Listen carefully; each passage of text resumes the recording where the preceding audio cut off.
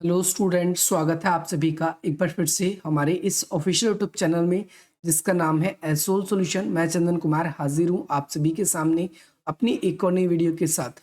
So guys, आज की इस नई वीडियो में हम बात करेंगे उन सभी स्टूडेंट्स के लिए जो स्कूल ऑफ ओपन लर्निंग के स्टूडेंट्स हैं, एनसी वेब के स्टूडेंट्स हैं, या फिर वे सभी स्टूडेंट्स जो दिल्ली यूनिवर्सिटी के स्टूडेंट्स हैं।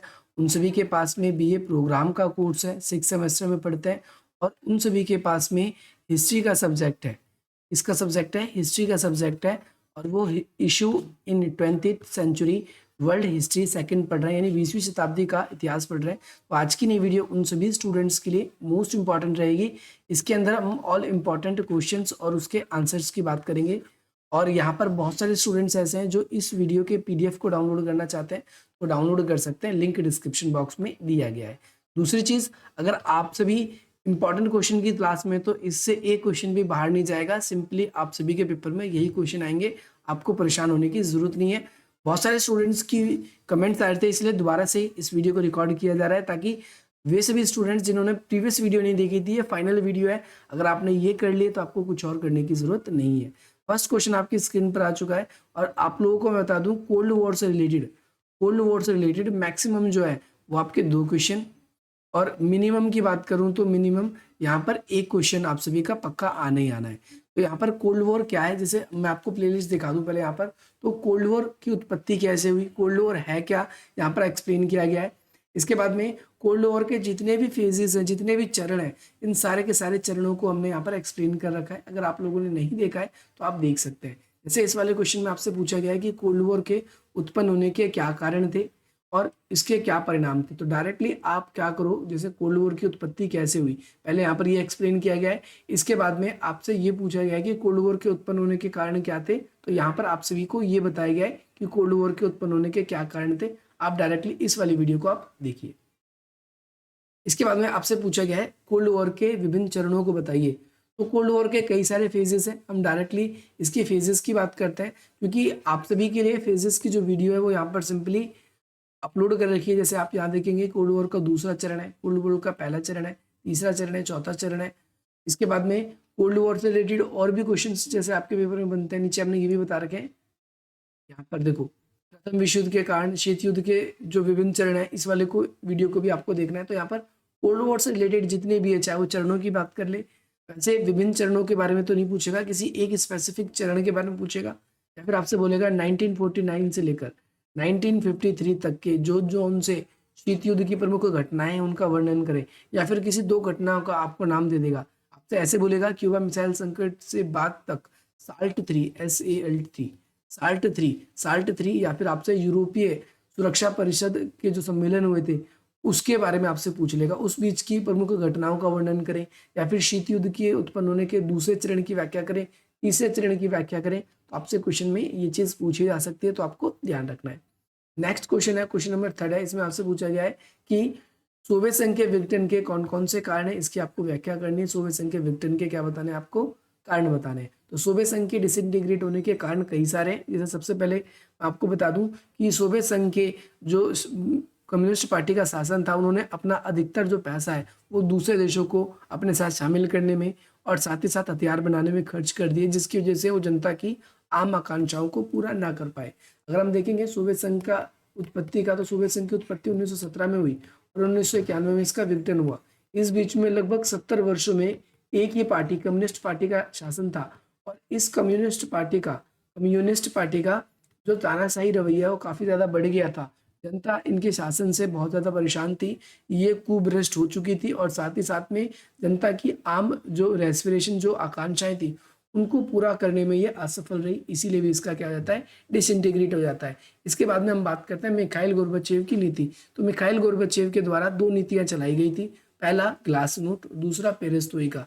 पहली जो नीति है, इसके अंदर सिंपली अगर आप बात करेंगे तो खुलापन, और दूसरा पुनर्संरचना।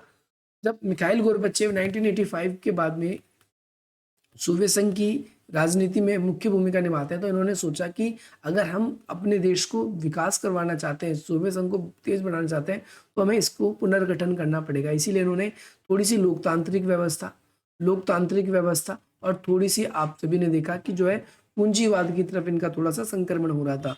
तो इन दोनों की वजह से जनता को लगा कि ये एक बहुत अच्छी अपॉर्चुनिटी है, अगर ये मौका मिल गया, हमने डिसइंटीग्रेट कर दिया, तो ये क्वेश्चन आपसे भी से बार बार पूछा जाता है, ध्यान रखना है। अगला क्वेश्चन आपसे पूछा गया है वियतनाम वॉर के बारे में बताइए। तो वियतनाम वॉर के बारे में स्पेसिफिक वीडियो आप सभी के लिए अपलोड कर चुके हैं, अगर आप लोगों ने नहीं देखा है तो आप देख सकते हैं। इसके बारे में भी, कोरिया वॉर के बारे में भी आप सभी के लिए वीडियो अपलोडेड है, अगर आप लोगों ने नहीं देखा है तो आप देख सकते हैं। बाकी कोई भी स्टूडेंट्स ऐसा है जिनको वीडियो नहीं मिलती है तो आप प्लेलिस्ट का लिंक देख सकते हो, या फिर कमेंट बॉक्स में कमेंट कीजिए पर्टिकुलर क्वेश्चन लिखकर कि मुझे ये वाला क्वेश्चन समझ नहीं आ रहा, आप लोगों को उसका लिंक प्रोवाइड करा दिया जाएगा। नेक्स्ट क्वेश्चन है, इंडोनेशिया के उपनिवेशीकरण प्रक्रिया की व्याख्या कीजिए और ये अल्जीरिया से कैसे भिन्न है। ये क्वेश्चन आपसे पूछा गया है, जैसे यहाँ पर आप पाओगे तो यहाँ पर आप लोगों के लिए ये एक्सप्लेन भी कर रखा है हमने कि भाई अल्जीरिया का जो कॉन्सेप्ट है ये किस प्रकार से भिन्न है। बाकी यहाँ पर हम आप लोगों के लिए कुछ चीज़ें, वी उपनिवेशीकरण होता क्या है पहले हम इसको एक्सप्लेन कर देते हैं। देखो वी उपनिवेशीकरण बेसिकली एक वो व्यवस्था होती है जिसके अंदर हम देखते हैं, तो औपनिवेशीकरण था, इसमें बाहरी विदेशी जब हमारे देश में आकर पूरी की पूरी सत्ता जो होती है, जो पूरी की पूरी व्यवस्था है उसके ऊपर वो अपना कंट्रोल कर लेते हैं, तो उसे क्या बोलते हैं, औपनिवेशीकरण कहते हैं। ये आप सभी को ध्यान रखना है। लेकिन वी औपनिवेशीकरण का क्या है कि जैसे देश आज़ाद हो गए तो आज के ज़माने में ज़्यादातर देश क्या है कि भाई टेक्नोलॉजी को एक्सेप्ट कर रहे हैं, विकसित देशों से अच्छे संबंध बना रहे हैं और विकसित देशों के ऊपर पूरी तरीके से निर्भर होते जा रहे हैं। ये जो उनकी निर्भरता है ना, वही वी औपनिवेशीकरण को जन्म दे रही है। आप सभी को ध्यान रखना है, वी औपनिवेशीकरण कब शुरू हुआ, तो जैसे ही लोग स्वतंत्र हुए तो उसके बाद में हमने विकसित देशों की क्या करी है भाई, उनकी तकनीकें एक्सेप्ट करना शुरू कर दी है। जैसे आज के ज़माने पर हम नॉर्मल से नॉर्मल काम के लिए व्हाट्सअप है ना, या फिर और भी चीज़ों के ऊपर फुल्ली डिपेंड रहते हैं। क्यों डिपेंड रहते हैं, ताकि हम अपना क्या कर सकें, डेवलपमेंट कर सकें। वैश्वीकरण जैसी प्रक्रियाओं पर डिपेंड रहते हैं। वैश्वीकरण ने आज क्या कर दिया, विकसित देशों को, हमारी पूरी की पूरी अर्थव्यवस्थाओं को और विकसित देशों की अर्थव्यवस्थाओं को जोड़ दिया है। और विकसित देशों की अर्थव्यवस्थाओं को जोड़ने के कारण विकसित देश आज क्या है, हमारी देश की अर्थव्यवस्था को पूरी तरीके से ओवरटेक कर रही है या पूरी तरीके से उनका शोषण कर रही है। आप सभी को ध्यान रखना है। तो अल्जीरिया का स्वतंत्रता संग्राम आपसे पूछा जाएगा, तो ध्यान रखना है अल्जीरिया की लड़ाई जो है वी उपनिवेशीकरण की प्रक्रिया से संबंधित है। सबसे पहली बात तो ध्यान रखना है, फ्रांसीसियों ने 1830 में आक्रमण करके अल्जीरिया पे कब्जा कर लिया था और फ्रांसीसी ने ऑटोमन साम्राज्य, तुर्क साम्राज्य और अल्जीरिया जो क्षेत्र है इस पूरे के पूरे क्षेत्र पर कंट्रोल कर रखा था। फ्रांसीसी जानते थे कि भाई अगर हमारे पास में ये अल्जीरिया रहेगा तो इसके जितने भी संसाधन हैं उन सभी का हम क्या कर सकते हैं, इजीली यूज कर सकते हैं। इसके बाद में आगे चल के हम देखते हैं कि भाई 1930 में यहाँ पर थोड़ी सी आज़ादी की लहरें उठी, यानी फॉर एग्जांपल आज़ादी की यहाँ पर डिमांड उठी, तो इनको आगे चलकर क्या कर दिया गया, आज़ाद कर दिया गया। इनको क्या कर दिया गया, आज़ाद कर दिया गया। लेकिन आज़ाद करने के बाद भी बहुत सारी ऐसी व्यवस्थाएं हैं जो फ्रांस या विकसित देशों द्वारा आज भी इन देशों के ऊपर क्या है, मौजूद है। तकनीकी के मामलों पर पूरी तरीके से वो उनके ऊपर निर्भर है, इसीलिए वी उपनिवेशीकरण की बात कही जाती है। आप सभी को ध्यान रखना है, इन देशों के अंदर जो है आतंकवाद हो गया या फिर स्थिर सरकारें ना होने देना, साथ ही साथ विदेशी हमले और साथ ही साथ में वहाँ की जो जनता है उन लोगों के बीच में मतभेद उत्पन्न करना, दंगे करवा देना, ये सारी की सारी नीतियां हमें इसके अंदर देखने को मिलती हैं। ये आप सभी को ध्यान रखना है,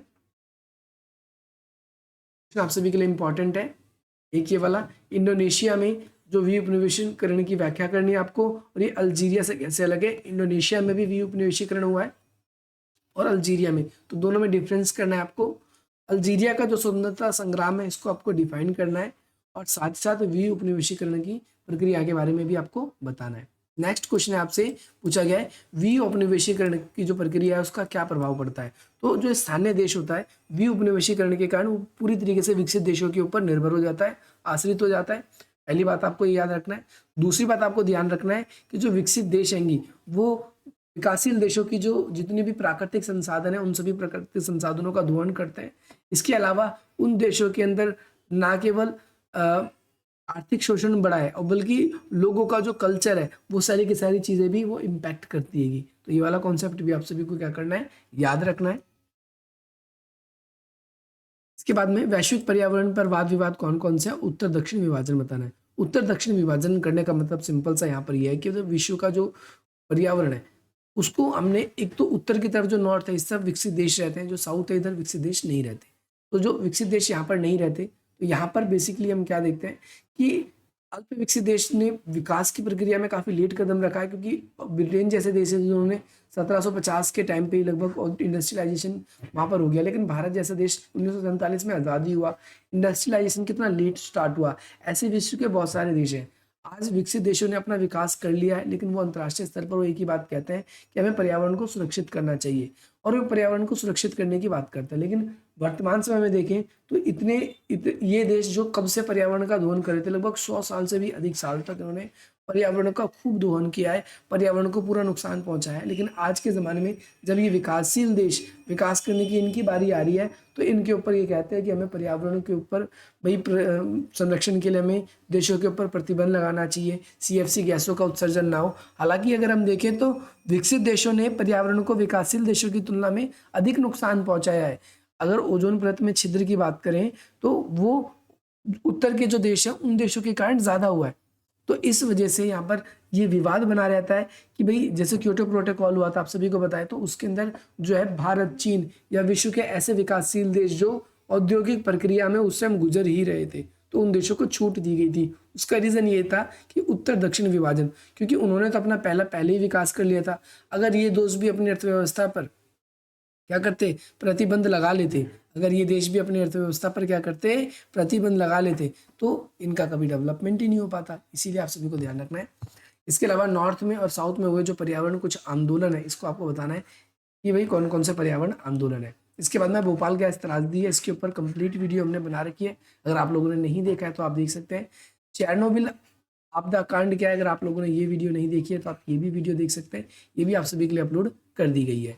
अब आपको अगला क्वेश्चन ये ध्यान रखना है कि भोपाल गैस त्रासदी और चेरनोबिल जो घटना है, इनके बीच में क्या समानता है और क्या असमानता है, इसके बारे में आपको डिफाइन करना है। चिपको आंदोलन क्या था, आपको ये अलग से याद करके जाना है, और इसके बाद में अमेजन आंदोलन की प्रकृति कैसे अलग है। तो चिपको आंदोलन जो है इसको भी एक्सप्लेन किया जा चुका है आप सभी के लिए, और जो अमेजन आंदोलन है इसको भी आप सभी के लिए क्या कर रखा है, अपलोड किया जा चुका है। अगर आप लोगों ने नहीं देखा है तो देख सकते हैं। पेरिस छात्र आंदोलन क्या है, ये वीडियो भी आप सभी के लिए अपलोड है, इसकी प्रमुख मांगे क्या क्या थी आप इसको भी देख सकते हैं। नेक्स्ट क्वेश्चन है, दक्षिण अफ्रीका में रंग भेद की नीति के खिलाफ में कौन कौन से संघर्ष हुए, आप सभी को ये बताना है। मार्टिन लूथर किंग कौन थे, इसके बारे में क्वेश्चन, ये वाला क्वेश्चन भी आपको करके जाना है। मार्टिन लूथर किंग कौन थे, इन्होंने नागरिकी अधिकार के लिए क्या आंदोलन किए हैं, इसकी व्याख्या करनी है। और 20वीं शताब्दी में अमेरिका के विभिन्न अधिकारों के कौन कौन से आंदोलन हुए, आप सभी को पता है 1960 के दशक में अमेरिका में गोरे और काले, तो ये कुछ आंदोलन वाले लास्ट वाले कॉन्सेप्ट थे। तो कल संडे है, कल आप सभी के लिए बहुत सारी वीडियोस आने वाली है ताकि आप अपने एग्जाम्स की तैयारी कर सकें।